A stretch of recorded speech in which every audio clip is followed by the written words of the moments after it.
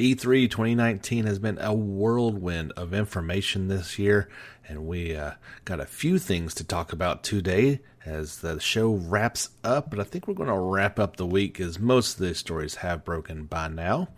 All those and much more coming up on episode 64 of the JRPG Report.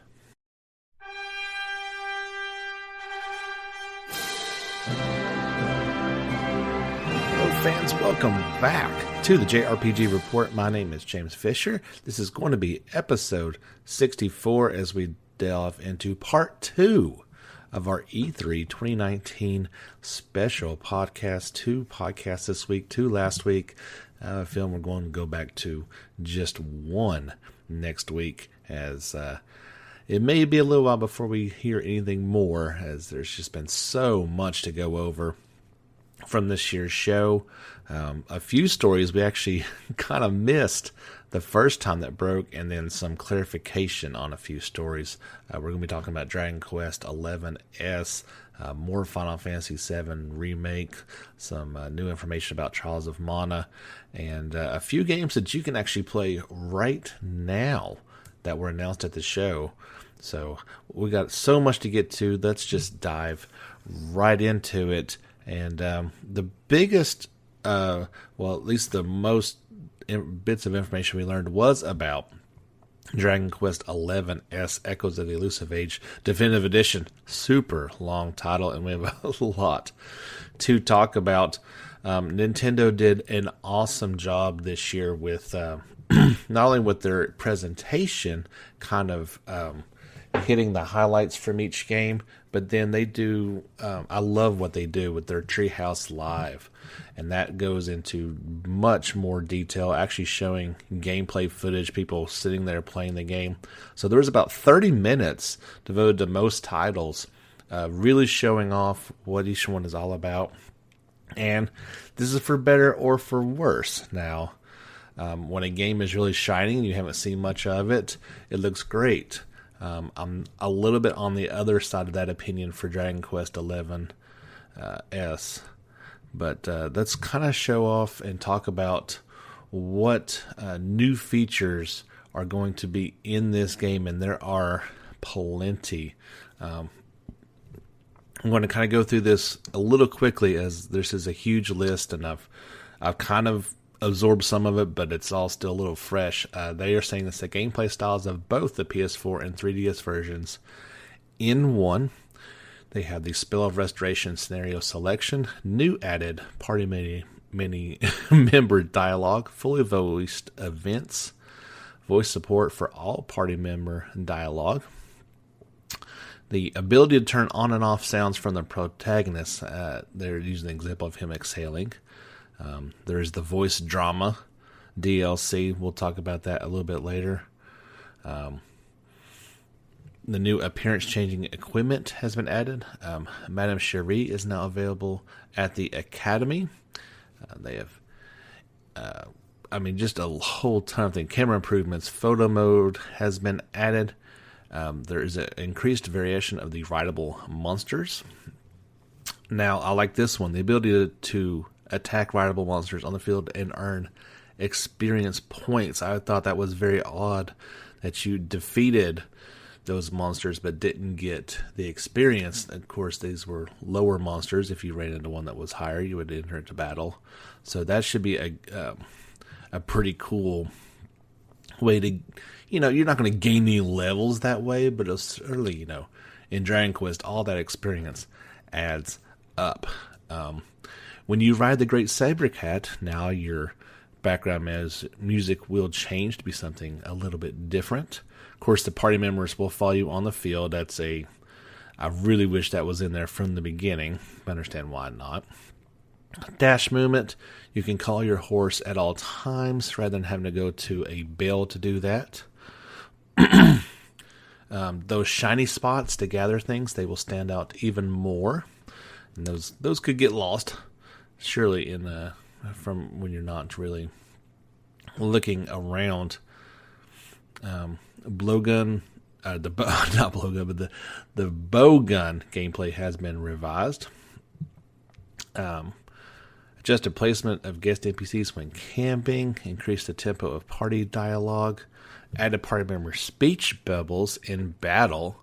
That'll help for, maybe some of our hearing impaired friends. In battle, party members move on their own according to the situation if you choose to do the free roam type option. Adjusted battle speed. Added ability to switch between free movement and auto camera mid battle. The skill reset is available from the beginning. There are multiple skills available from the beginning. Forging, that can now be done anytime, anywhere, rather than just at camps. Excuse me. Like I said, just a whole ton of things. There's a shortcut menu, a guide for opening the map.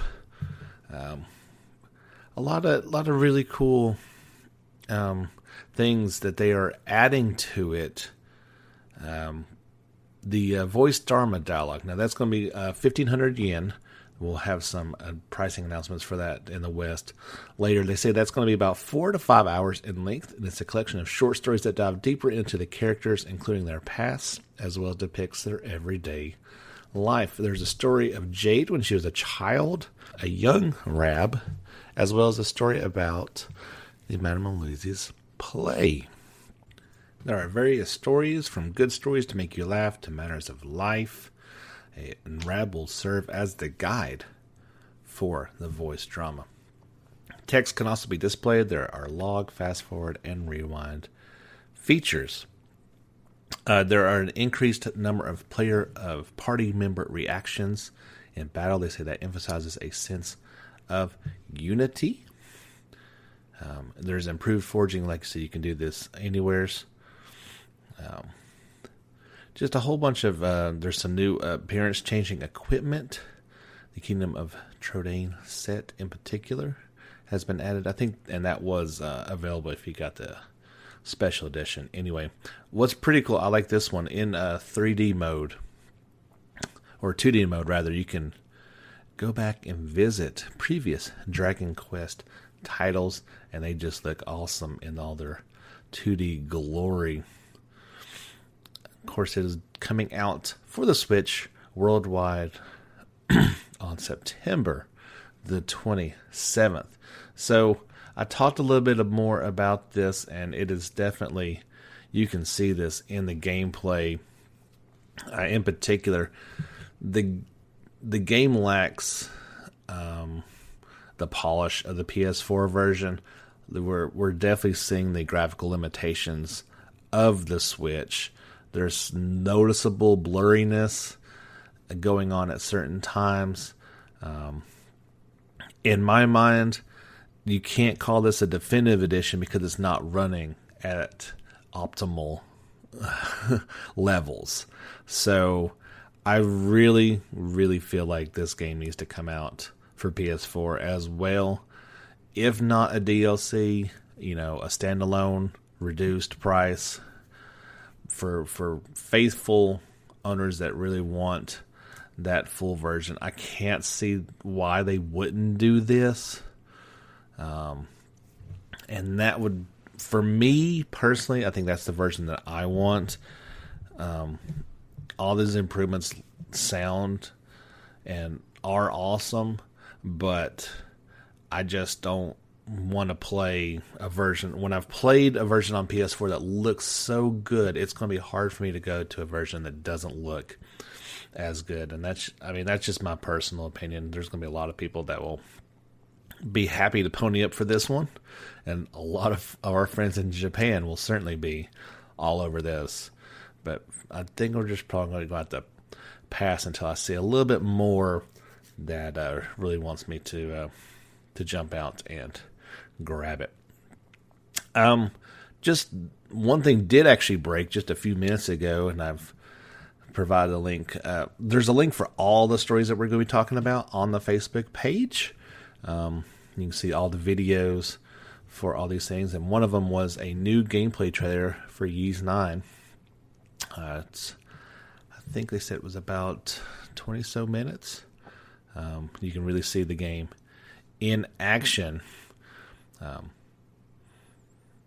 will be due out, of course, on September 26th in Japan, and all the voices still in Japanese. But that was a story that just broke right before we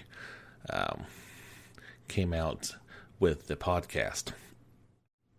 One story in particular that I had it on my docket, and I felt like the podcast was running a little bit long, so I actually cut it. And so we'll talk about that right now. And that is Phantasy Star Online 2. It's coming next year to North America for Xbox One and Windows 10 PC. Microsoft announced this at their press conference.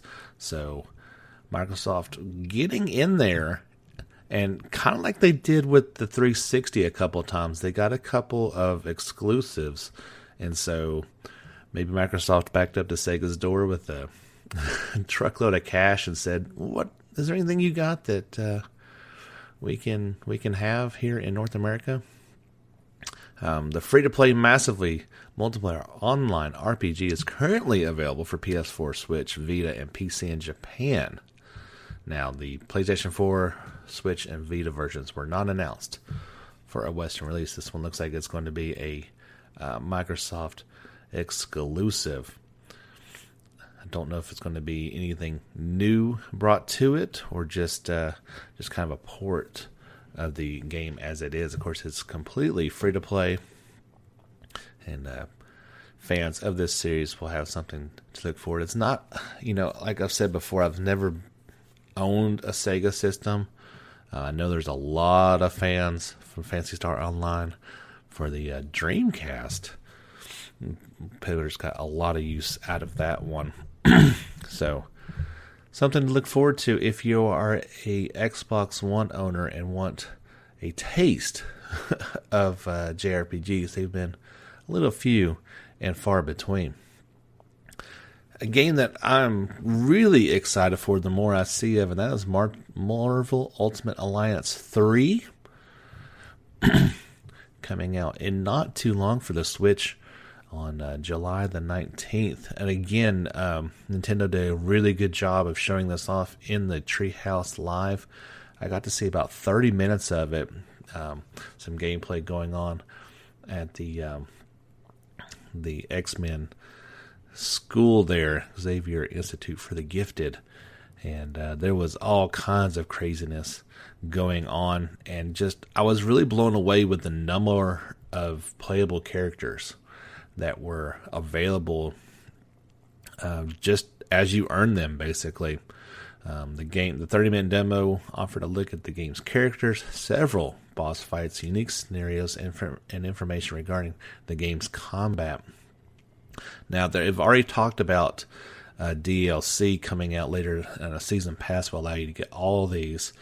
So you're not going to get Fantastic Four, some of the X-Men, or Marvel Knights initially. Those will be coming out later on, and you'll have to pay for it. But the roster and ability of people to choose from, at least what they were showing in the demo, and I don't see why they would show these in the demo if you could not get it in the actual game. It looked like close to 30 people, and this was I don't think this will be very far in the game. So looks like there's going to be a huge roster of people to choose from, and you couldn't switch them out at any point in time. There were certain checkpoints during each stage, and each one you could choose who you wanted to play with. Up to 4-player co-op online play that you can team up with your friends. Looks like it's going to be an excellent summer RPG from Koei Tecmo and Team Ninja teaming up to get this. And they're saying that it's a completely new story. So even though it's set during, Thanos is trying to get the Infinity Stones, it is completely new. It doesn't have anything to do with the movies, and hence why you can see all these characters kind of coming together.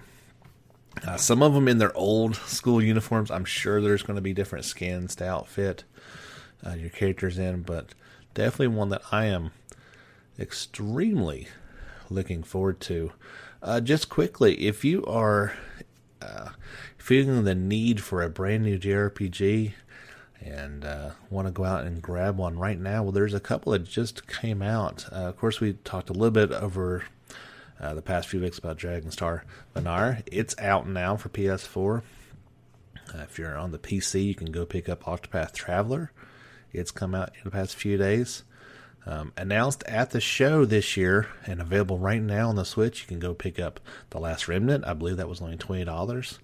And just announced as well, you can go pick up Senkan Densetsu 3, the Mana Collection, all 3 games, including the never before released in the West, Trials of Mana.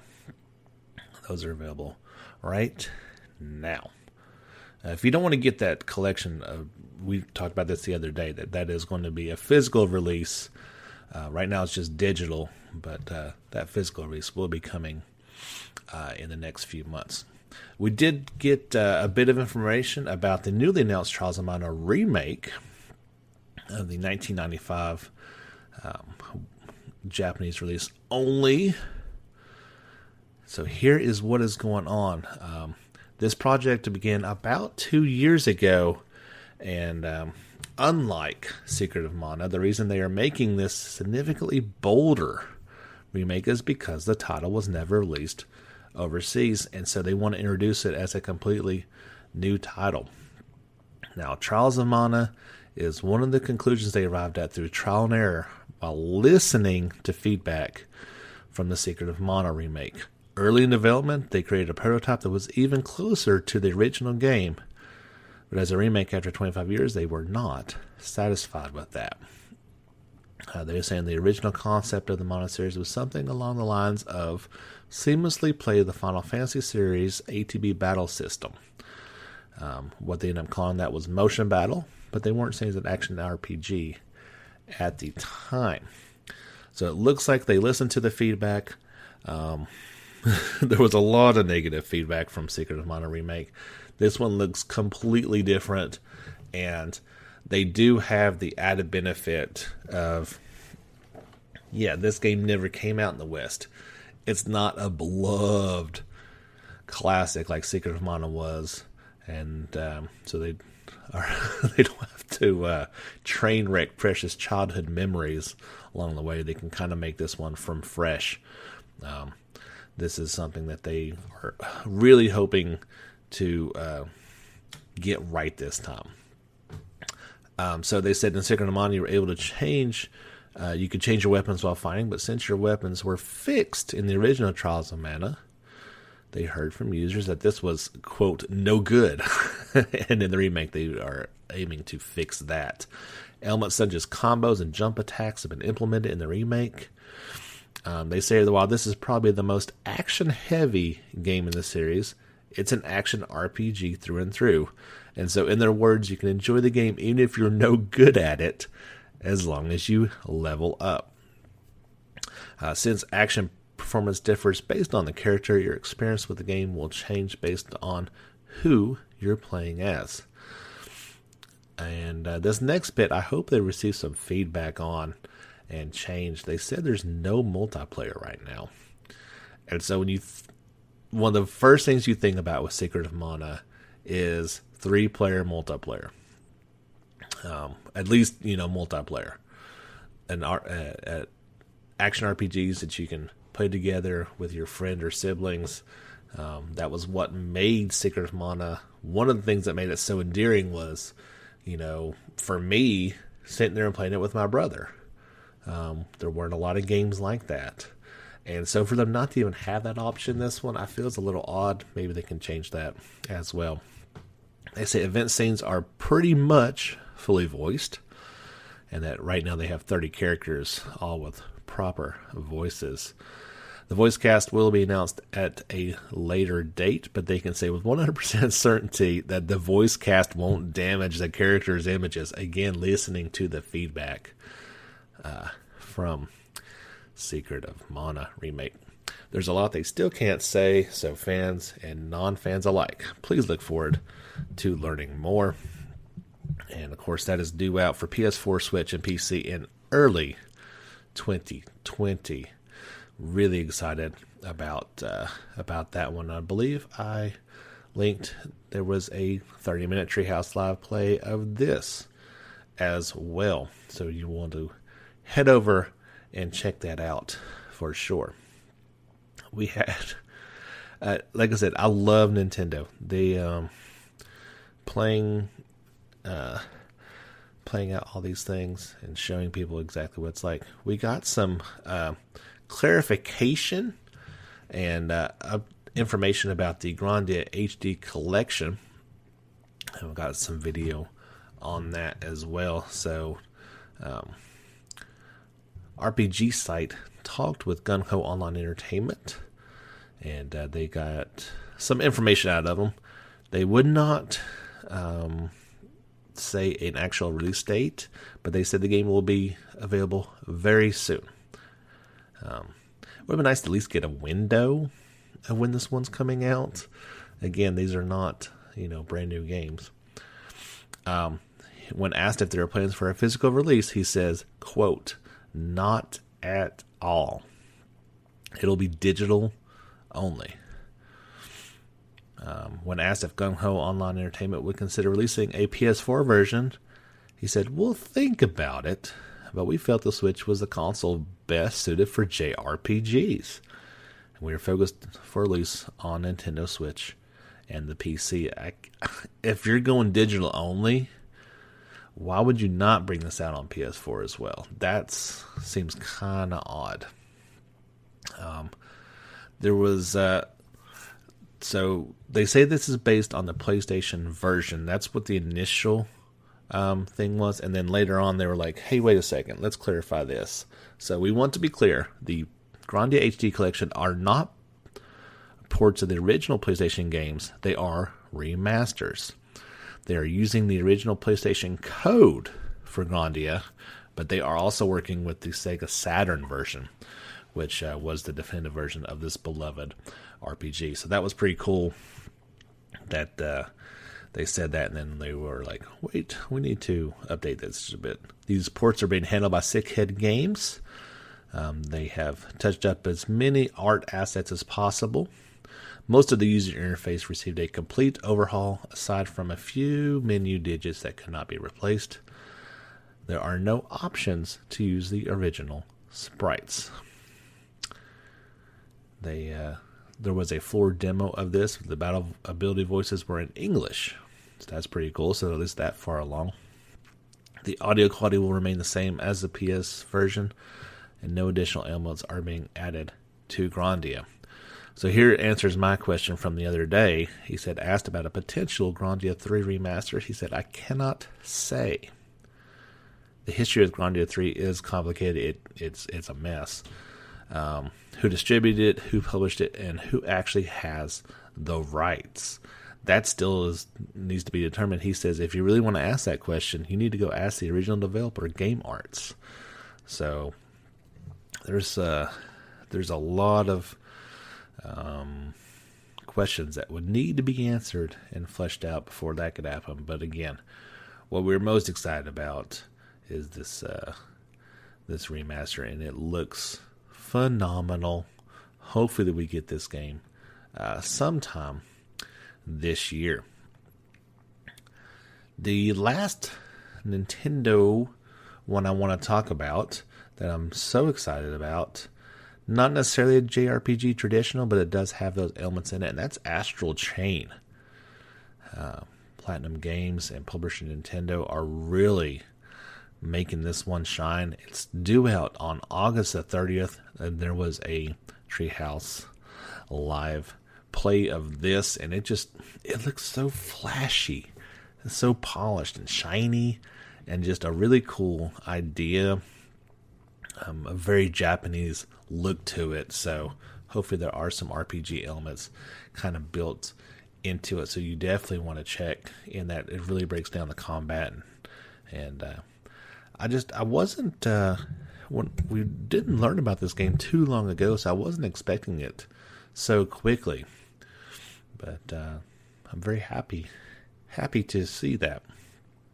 There was a couple smaller games kind of talked about. One in particular that looks really, really cool. games like this can really get lost in all the shuffle of E3. But this one's called RPG Time: The Legend of Wright. It'll come out for Xbox One, PC, iOS, and Android devices in 2020.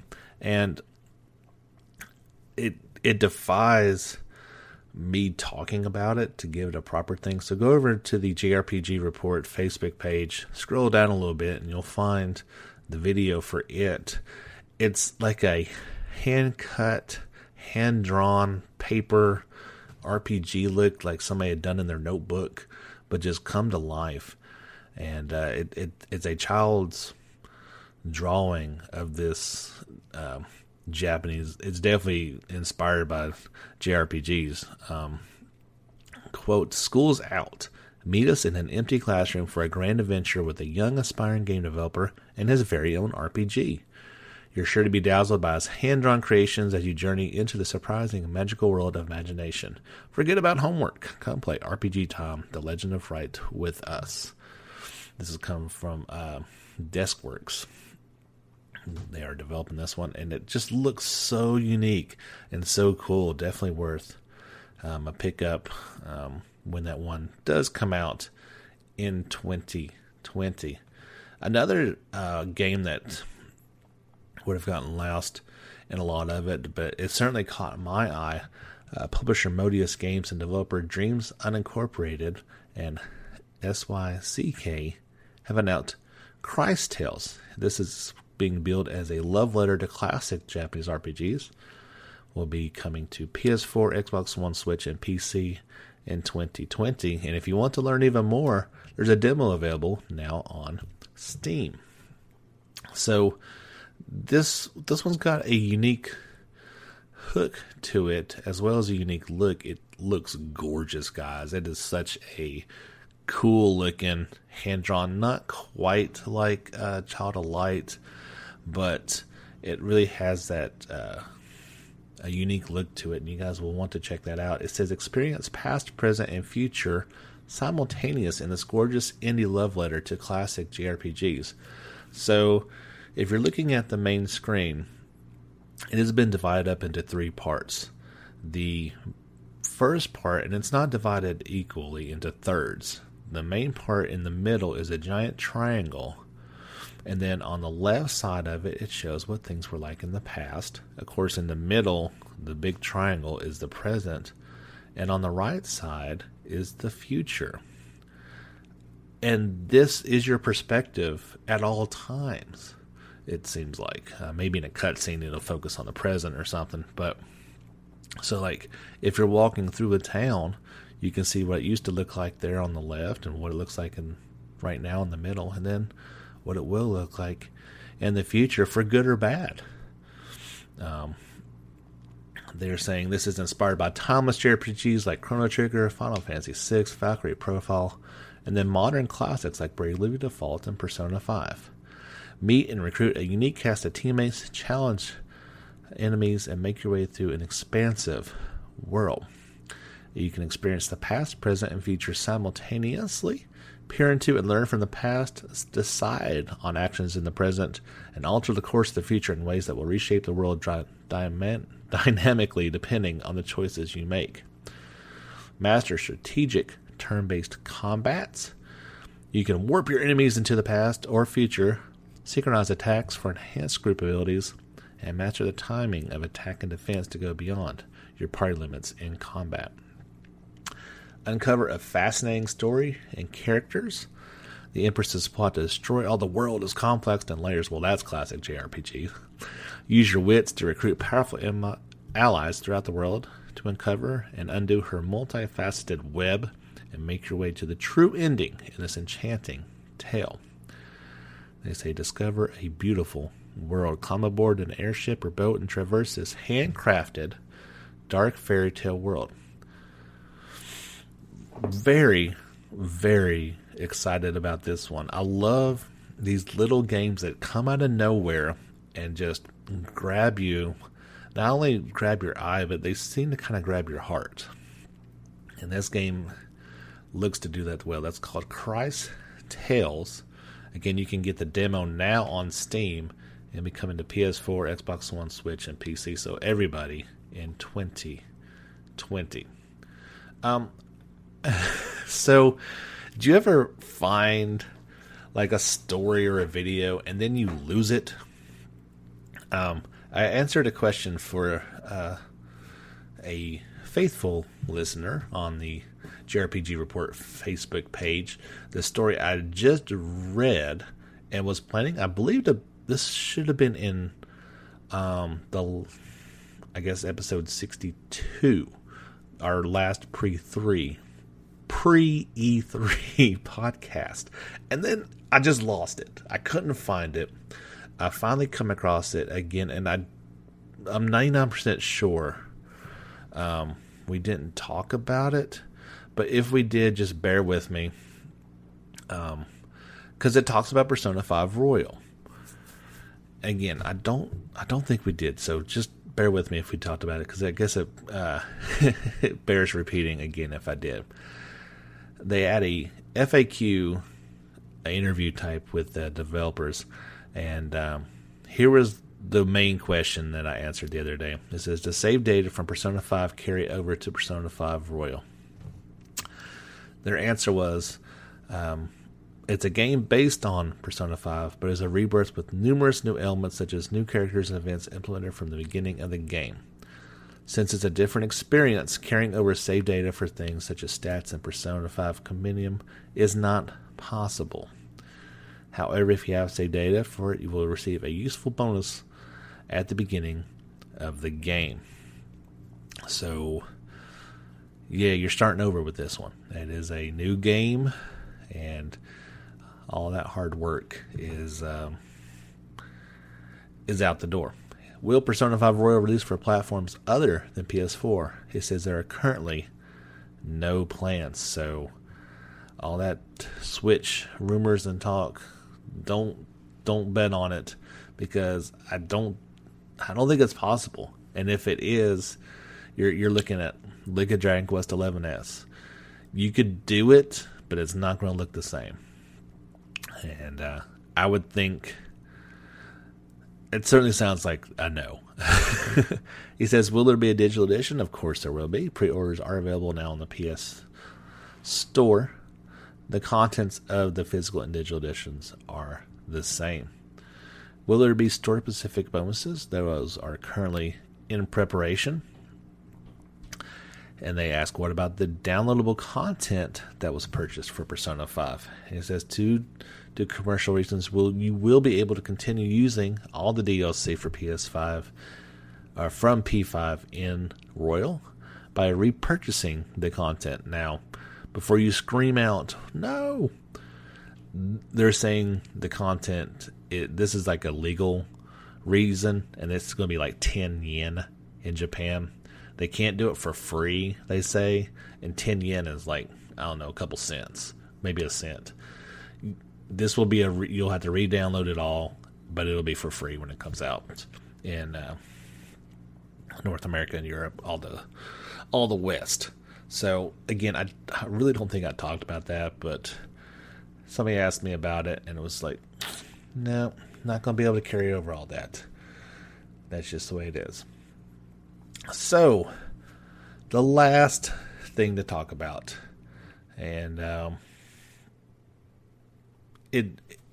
we kind of touched on elements of this, but there was definitely a little bit more learned about Final Fantasy VII Remake, as Kotaku talked to director Kasai, and here is what he had to say.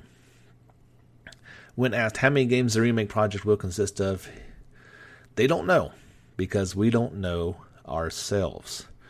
He said the development team is currently in the process of planning out the scope for the second game while simultaneously finishing up development of the first game. We learned that Part 1 will span 2 Blu-ray discs and covers all of Midgar. Of course, it's due out on PS4 on March the 3rd of 2020. That much seems to be set in stone. I guess they want to know more, so He did say that he does not believe development on further entries in the remake project will be much shorter than development of the first one. He said that while characters and such are already done, they'll make things much easier. New environments will likely take some time. He said, I do not expect it to be dramatically shorter. So it sounds like it's going to be about the same length as the first one. And that since they've got all the assets built for it, obviously they don't have to don't have to redesign Cloud again. So it shouldn't take as long for the second one to come out. Here is the full quote. He says, Final Fantasy VII Remake goes into much deeper into the world and characters of FF7 than ever before. It's a huge volume of work and data to reimagine this world. Each game in the project will have a volume of content comparable to a standalone Final Fantasy. While the development team finished the first game in the project, we are continuing to plan and outline the overall volume and content for the second. Due to the work already done in the first game, we anticipate development of the second game to be more efficient. We have our own internal schedule and plan, but for now we like to focus our information on the first game. The first game the project takes place in the eclectic city of Midgar. We chose to focus on it as it represents the world of Seven as a location more than any other. Midgar is full of imagination with a myriad of influences and surprises around every corner. So indeed, Midgar is game one. It will more than likely end on the bridge as you're staring off into the world after the bike race away from the boss there, and then lowering down and walking out for the last time. There's a lot of content to put in there. While it wasn't that long in the original game, they're fleshing this thing out into a 50 or 60 hour game. I mean, 2 Blu-rays worth of content, that is a lot of information. So, and it's going to be full priced, guys. So you're going to expect a whole lot of stuff. There's a lot of information they can go into. So let's speculate just a little bit. Game 1 is Midgar. Game 2 is the rest of the game. Notice they didn't say the final game with Game 2. So this is purely my thoughts. But what if there are plans down the road long term of a part 3, of Advent Children, of anything else, any other stories they want to talk about? Why not? It's a universe that they obviously love talking about, that could be expanded upon indefinitely. And it's not outside the realm of possibility that this remake goes to 3 games. You got to remember, so if you break it up into discs, it was 3 discs, and Midgar was more, that was just on the first disc and then some. So there's a lot of stuff they could put into this game. I don't feel like it's going to be just 2 volumes. I hope, for the sake of telling the story of Final Fantasy VII, it's just 2 games, because if not, spreading it out to 3, that's going to be a drain on the old wallet, if nothing else. But it looks so good, and they can just do whatever they want with it and take their time. We won't be too disappointed at all. That's about all the news that we have to talk about. There's been quite a lot of information. I am well aware. Don't forget to check on to the JRPG Report Facebook page for all the videos that we talked about today. You definitely want to check out all the Treehouse Live events that were going on, all that gameplay, all that good stuff. So much. Of course, E3 is about so much more than JRPGs. Nintendo really caught our eye this year, not only with Marvel Ultimate Alliance 3, but we're definitely looking forward to Link's Awakening, the new game in that. And the little one is crazy excited about Luigi's Mansion 3. Lots of good stuff. I mean, and I'm not even talking about the Persona and Dragon Quest stuff that's coming out for Smash, because, well, I'm just not really a Smash Brothers fan, so that doesn't do a whole lot for me. Not talking about the Cyberpunk 2077 stuff. So many games. So much stuff that really gets all lost on you, and it usually takes a while to kind of step back and really know what all we saw this year.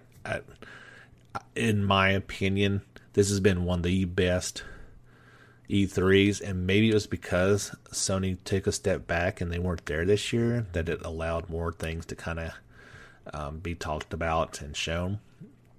This is not, I don't think Sony's bowing out at E3. They just did this year. I fully expect them to come back next year with PS5, but that's just my thoughts.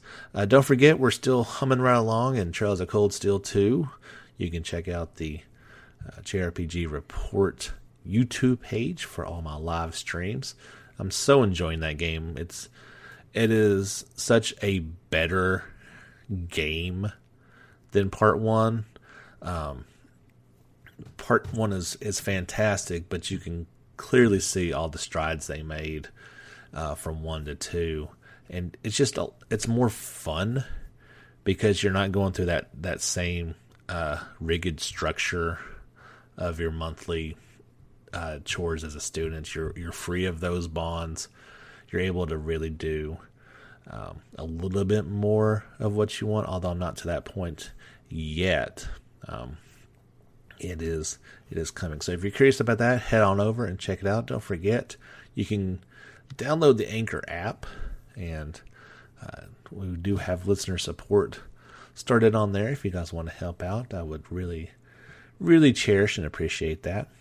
But that's about all I have for this week. I believe we've went on long enough, so don't forget about us after E3. We'll try to come back next week with a brand new podcast. Not sure what we're going to talk about, but I'm sure we'll find something. So if you got something you want to chat about, head over to the Facebook page, or you can leave me a voice message on the Anchor app, and we'll be sure to have some fun next week. Thank you so much for tuning in. This has been episode 64 of the JRPG Report podcast. My name is James Fisher. And guys, until next time, get back out there and level up.